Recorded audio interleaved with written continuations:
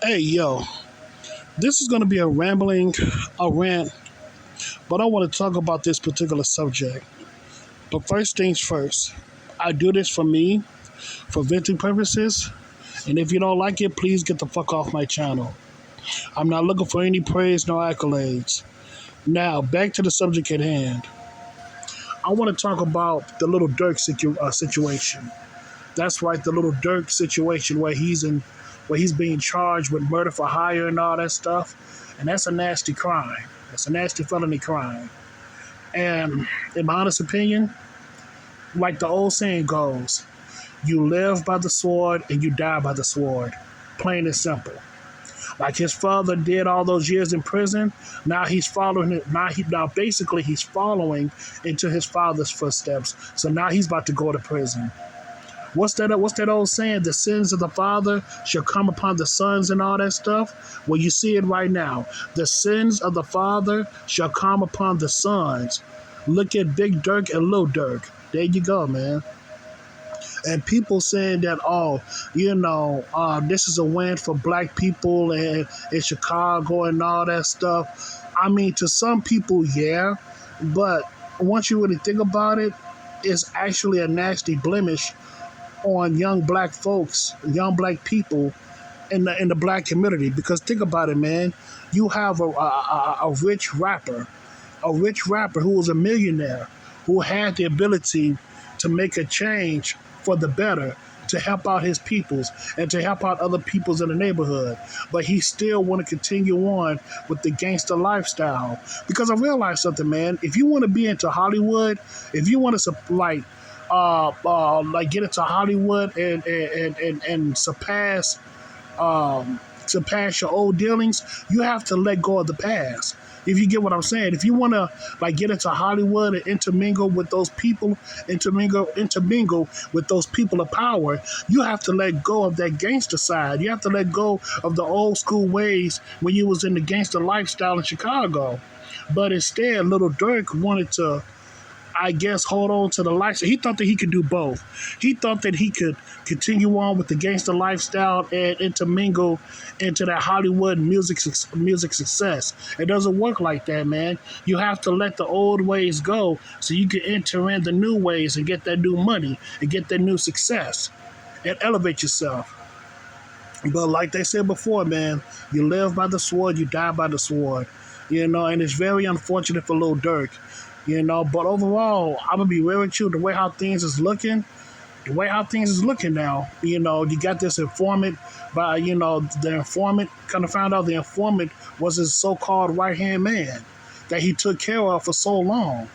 You know what I'm saying? They said that his Little Durk's so-called right-hand man was there with him for 12 years. So you meant to tell me that 12 years of him being with us, 12 years of the informant being with Little Durk, and he's supplying the feds of 12 years of information of him dealing with Little Durk. That's a nasty load right there. That is a nasty critical load of information. And the way how things is going, Little Durk is cooked. He may have to give it up, man. Little Durk is cooked. And in my honest opinion, he may be looking at 30 years to life in prison, in federal prison. It's so sad and it's so unfortunate. But like I said before, and in my honest opinion, Little Durk had the ability. He had a chance. He had the ability to let go of the gangster lifestyle. And in my honest opinion, when it came to King Von, when King Von got killed, if I was Little Durk, I would have helped out King Von's children to the point that they can do better in their lives, so they don't have to follow in their father's footsteps. I would, do what I can to help King Von's kids and put them in positions so in that way they don't have to follow in their father's footsteps. That's what I would have done. But ultimately, I would have left that gangster shit a long time ago, man. The whole gangster lifestyle and all that stuff, I would have left that shit a long time ago because that's the past. I got to move on to the future. So instead of me like trying to do murder for hire and all that stuff, if I was Little Durk, I would have, did other things to help change people's lives, with my money and my support and my resources. You know what I'm saying? It just, just try to right my wrongs. You know what I'm saying? Because I was, if I was Little Durk, try to right my wrongs. When I was in the streets, I would, try to do the best I can to help people out. But overall, man, the way how things is looking for him, man, he's cooked. He might as well give it up, and it just is what it is, man. What? I'm sorry for stuttering. Please forgive me. But what pisses me off about him, people like him, is that you got young people, you got young, successful black people like him that has all the money, that has the connections, that has the resources, but they still want to do dumb shit. You know what I'm saying? They still want to do dumb shit. They still want to be connected to the streets and be allowed to be flamboyant and all that stuff, acting all hard. Trying to prove something. Like, what the fuck you trying to prove? Like, trying to prove that you hard and all that stuff, man. That's retarded. It's stupid. No disrespect. This is off topic, but I think about basketball players like Ja Morant and all that stuff, man. He flashing, showing off his guns and all that stuff. Number one, I'm gonna be real with you, man. In my honest opinion, and I could be wrong about him, but Ja Morant was not born in the hood. He's not from the trenches, man. He's not from the hood. They said that he was born middle class. He was born in a suburban neighborhood, man. He was middle class. The only reason why he's into that gangster lifestyle is because what he saw, because of what he heard in the music and what he saw on mass media, on TV and on the internet and all that stuff, man. And it's so sad. It's very unfortunate that we overhype the gangster lifestyle, that we glamorize the gangster lifestyle. We got to talk about the good and the bad side of the gangster lifestyle. And like I said in one of my earlier videos, crime does pay.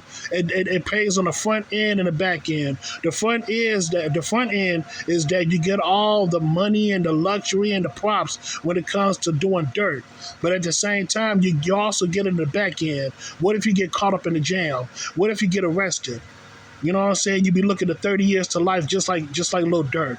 You know what I'm saying? So that's why I say that crime does pay on the front end and the back end. On the front end, you get all the money and the glory and all that stuff. But on the back end, if you get caught by the feds or the police, that's it. You're looking for long periods of time in jail or possibly life imprisonment.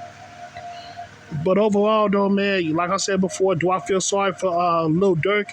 I'm going to be real with you. No, I do not feel sorry for Lil Durk. I really don't, because he had the... Listen, in my honest opinion, Lil Durk had the potential. He had the... In my honest opinion, man, this might sound crazy. But if Lil Durk would have had a better head on his shoulders, he would have had the potential to become similar to Fat Joe or Jay-Z. Basically being some type of CEO, basically being some type of boss in the music scene. You get what I'm saying, man? He would have been, if he would have played his cards right, he would have been on the same level as a Fat Joe or Jay-Z if he would have played his cards right. Because in my honest opinion, Lil Durk had the makings. Lil Durk had the connections. He also had the makings of doing those things, man. But he still chose to hang on to the hood lifestyle. But with the whole murder for hire plot and all that stuff, and it doesn't make any sense, man.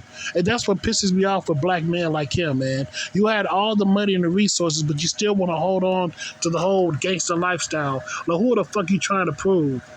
What are you trying to prove, man? And it's very sad and very unfortunate. But hey, he got to learn. He have to pay the price. He have to pay the piper. So in my honest opinion, the way how things is looking, he's cooked. You know what I'm saying? He just have to give it up. He just got to do his time, man. And I'm just saying, and also when it came to that informant, they said that Chief Keef, I'm not Chief Keef. They said that Lil Durk, took him in. He wasn't no childhood friend, I heard. He decided to, pick him up along the way, and kind of found out that dude was an informant that whole time or whatever. He was an informant that whole time. But, and it's very sad, man. 12 years of information. 12 years of fucking information that the informant had on Lil Durk. You know that's some nasty critical work that dude is exposing on him. So it is what it is, man. It is what it is. You know you reap what you sow.